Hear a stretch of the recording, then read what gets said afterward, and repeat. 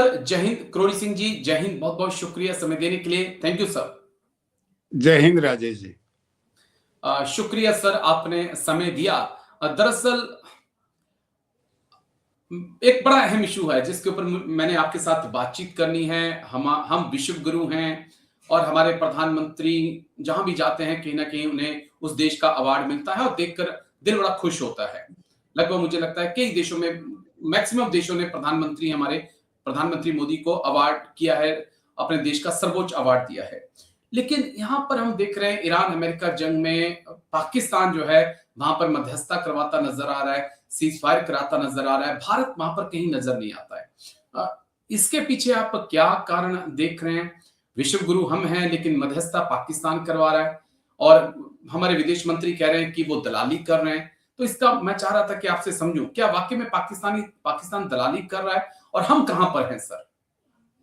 देखिए राजेश जी, अगर भारत की प्रतिष्ठा होती है जी तो आप और हम सबको खुशी होती है, बिल्कुल सर। क्योंकि हम देशवासी सब भारत के लिए हैं और भारत हमारे लिए है।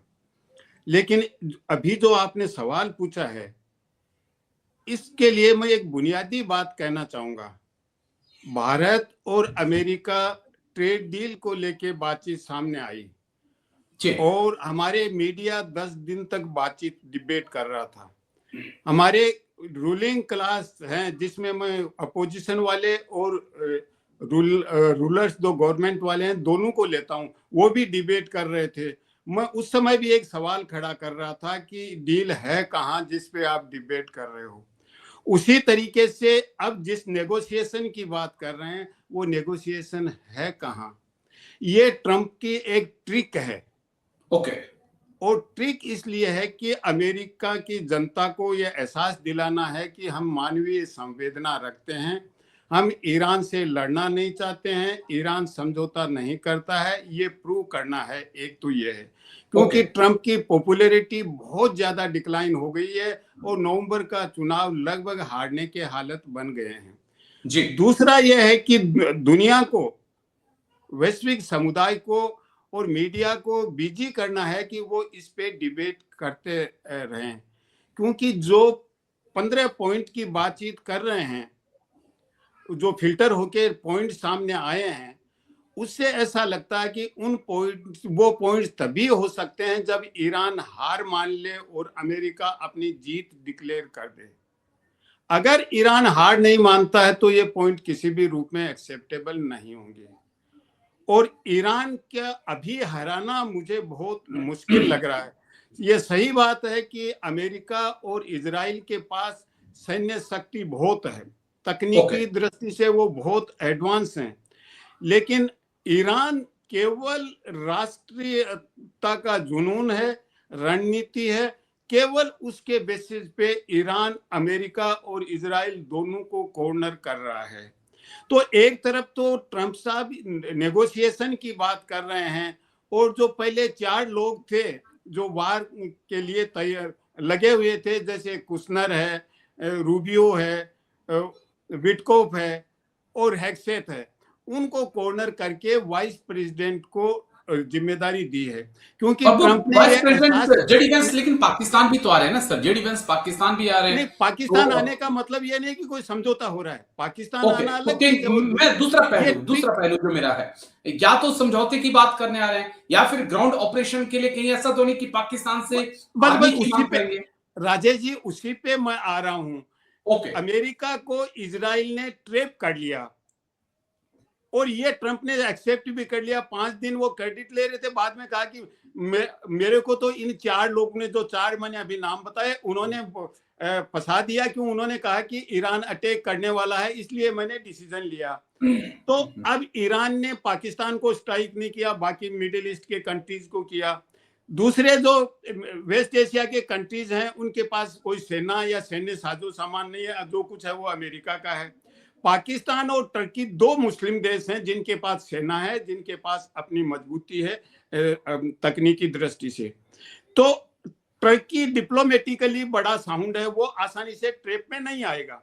जी और पाकिस्तान में मुनीर है, वो डिप्लोमेटिकली साउंड नहीं, बहुत बहादुर हो सकते हैं, फील्ड मार्शल हो सकते हैं, तो पाकिस्तान को वो ट्रैप करना चाहते हैं ईरान के अगेंस्ट में लड़ने के लिए, क्योंकि अमेरिका अपने बूट्स ऑन ग्राउंड नहीं भेजना चाहता, तो किसके जी भेजे? तो वो पाकिस्तान को तैयार करना चाहते हैं और पाकिस्तान को कहेंगे देखिए हमने तो इतने पॉइंट दिए हैं, समझौता नहीं कर रहा है, ईरान तो रोग स्टेट है, आप हमारी मदद करो, हमारे दोस्त हैं। जिस तरह से ट्रंप ने नेटो के दोस्तों से कहा, ऑस्ट्रेलिया, जापान, जी साउथ कोरिया, इनको भी कहा कि आप मदद करो, और इवन चाइना को कहा कि होर्मुज में मदद करो। तो ऐसी स्थिति में एक तरफ तो ये बातचीत चल रही है, पाकिस्तान को वो ट्रेप करना चाहते हैं, दूसरी तरफ वहां से कमांडोज आ रहे हैं, फोर्स आ रही है, तो वो ये चाहते हैं कि ईरान को घेर लिया जाए और पाकिस्तान की मदद से बूट्स ऑन द ग्राउंड भेजें। ये बहुत बड़ा हिमालयन ब्लंडर होगा ट्रंप का, और मुझे ओके लगता है कि अभी और एस्कालेट होने की संभावना है। जो बाब अल मंसाब है, जो रेड सी से इंडियन ओशियन को जोड़ता है स्टेट, उससे लगभग 12% ट्रेड होता है, वहां जी होती हैं, और ईरान उसको भी बंद करना चाहता है, ईरान बंद करेगा। तो ये वेस्ट एशिया का नहीं होके जो नॉर्थ अफ्रीका है वो भी इसके ट्रेप में आ जाएगा। इधर इंडियन ओशियन में ऑलरेडी ईरान ने स्ट्राइक कर दिया है, जो बेस है ईरान का, इसका अमेरिका का, अमेरिका का डियो को बात किया तो मुझे जी लगता है कि अभी एस्कालेट होने की संभावना है। नेगोशिएशन है कहाँ, आप और हम किसकी बात करें? ये केवल अमेरिका की जनता के कंजम्पशन के लिए, मीडिया के कंजम्पशन के लिए एक सगुफा, अगर बोलचाल की भाषा में कहूँ, ट्रंप साहब ने सगुफा छोड़ा है और अपनी इमेज बिल्डअप करने के लिए इसके थ्रू। लेकिन तो भारत कहीं कहां है पर नहीं है इस जंग में? भारत कहां पर है? पहले हम अपने देश के मीडिया को देख रहे थे, वो इजराइल की साइड था, अमेरिका की साइड था, लेकिन पिछले एक हफ्ते से हम देख रहे हैं कि अचानक से मीडिया पलट के ईरान की तारीफ करने लगा। ना जाने ईरान को क्या कुछ कहा जा रहा था, भरा भुला सब कुछ कह दिया मीडिया ने, अब अचानक से ईरान की तारीफ होने लगी। हम कहां पर हैं सर? क्योंकि मीडिया तो आपको भी पता है, सरकार जो कहती है वैसे मीडिया नाचना शुरू कर देता है।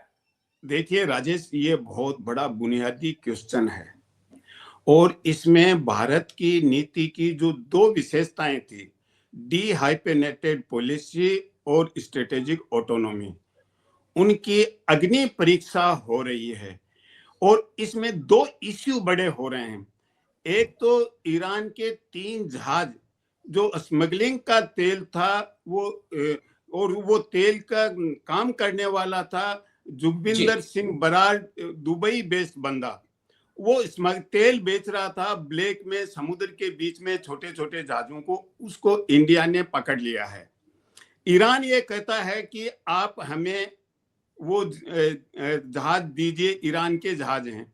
दूसरा, अमेरिका के साथ हमारा 2016 का एक एग्रीमेंट है जिसको लॉजिस्टिक एक्सचेंज मेमोरेंडम एग्रीमेंट कहते हैं।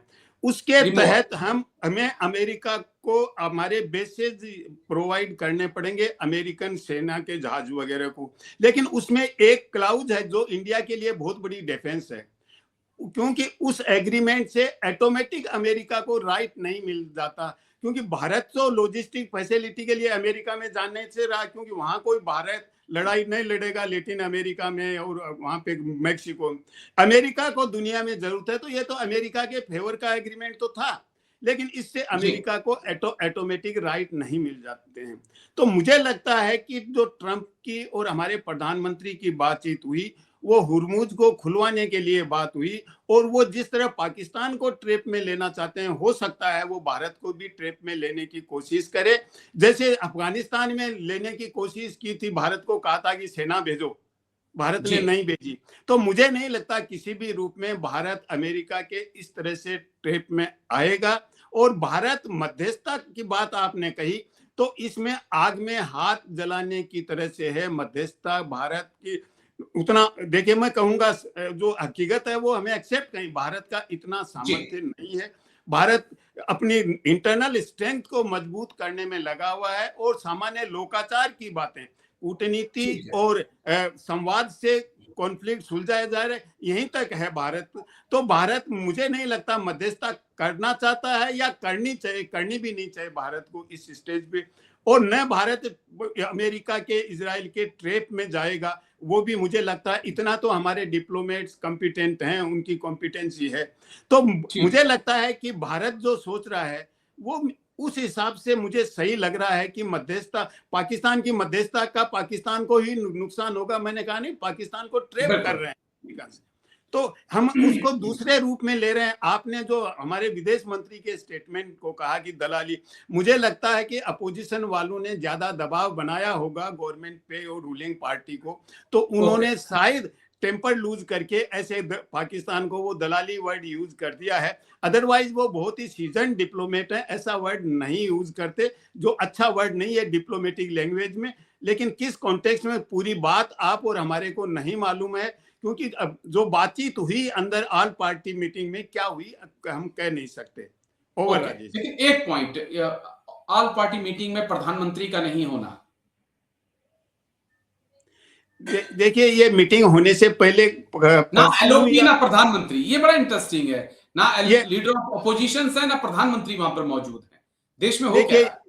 देखिए ये मेरे को लगता है दोनों को ये एहसास था कि इसमें कोई बहुत ज्यादा अर्थ नहीं निकलेगा, क्योंकि मैंने किसी चैनल पे 2-3 दिन पहले कहा था कि भारत में एक नई राजनीतिक संस्कृति का संचार हो रहा है, और उस संस्कृति में अपोजिशन को केवल कंपटीटर या इलेक्टोरल कंटेस्ट का नहीं मान के, मेरे ख्याल से कुछ होस्टाइल सा एटीट्यूड हो रहा है अपोजिशन और रूलिंग दोनों में, जो प्रजातांत्रिक संस्कृति के लिए अच्छा नहीं है। अगर कोई राष्ट्रीय समस्या है तो जॉइंट कंसल्टेशन होना चाहिए बंद कमरे में, और उसके बाद जनता के सामने आना चाहिए।